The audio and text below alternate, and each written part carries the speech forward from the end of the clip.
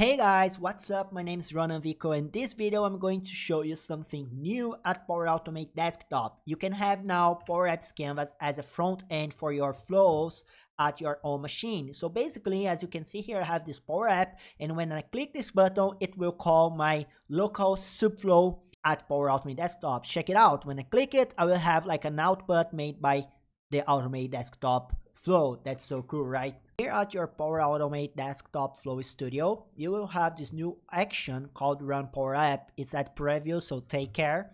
And here you can select your Power App from the same environment that you are building your automated flow. And you can create a new app by clicking here, but I will select this one that I already have created. I'm going to select this app, it's a test app, and I will click here, Open App. With that, when you click it, it will open URL, shows you how it works and what should be done. And basically, when you click Open Designer here, it will open your app at Power Apps Canvas Studio. And if you check the URL, we have like new parameter here, the Power Automate Desktop, and is hosted equals true. But it never mind. We do not need to focus at this right now, but basically what is new here is that when you open by this link, you will have this object called Power Automate Desktop. It's the same object, integration object that you have when you integrate Power Apps Canvas with SharePoint list, or you integrate with Power BI. It's the same object, but this object is the integration between Automate Desktop and Power Apps Canvas. And here, when you insert a button, you will be able to use this object. And with this object, you will be able to select data. And by data, I mean the subflows from your Automate Desktop. So what do you need to do now? You need to create your own subflows that you want to use at your Power Apps Canvas as a front end for your automation.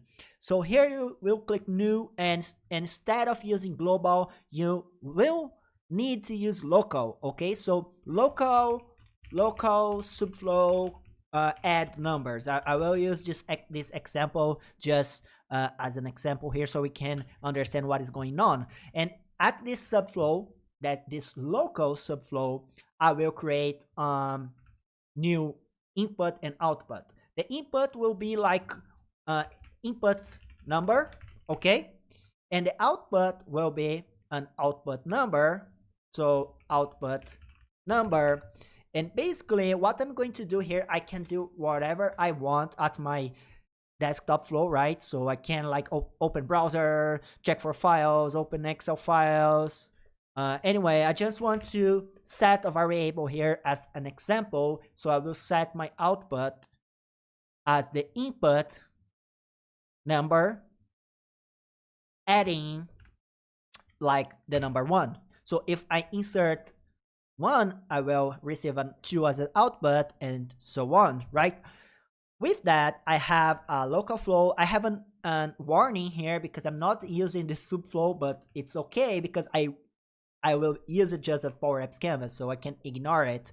I will publish this new Power Automate Desktop flow with this local subflow, and I will reconnect this to my Power Apps Canvas. As you can see here, it's still not showing, so I need to refresh. And by refresh, I mean I should publish it, and after publishing it, I will go again here and click open the app and do the same thing again. Okay, so you need to click here on open app again to refresh your subflows from desktop at the Power Apps Canvas at the cloud. Okay, so I'm just going to go back here. I can save or not, doesn't matter. To open again the designer by this link, and when I click at it, it will open the studio again.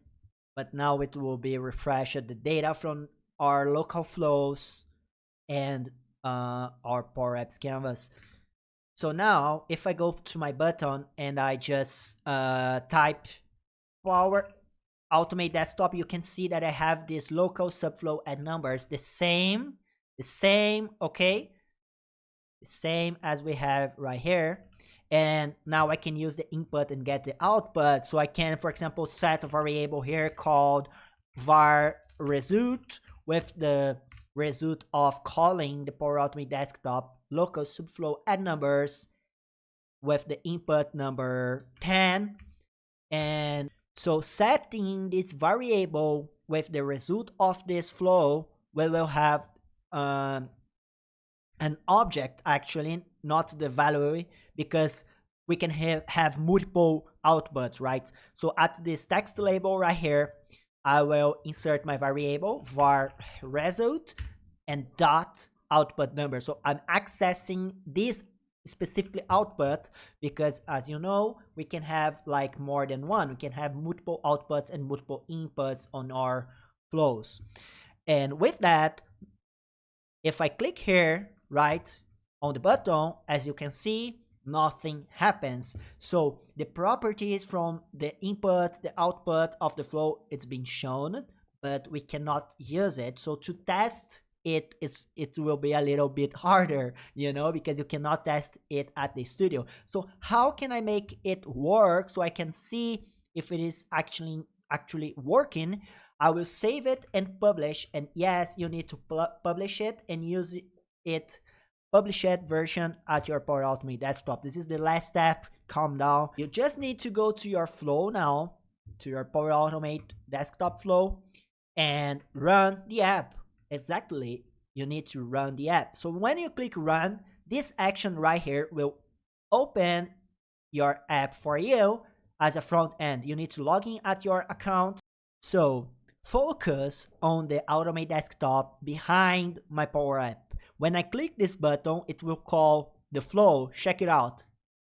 You saw it? So basically, every time I click buttons or I call actions in my local machine, it will literally call the flow directly from my local machine. So that's awesome. I can have like a front end. I can reuse flows that I already have doing stuff in my machine, and have like a front end using this, inserting out inputs and outputs with Power Apps Canvas as a front end. So it's really exciting.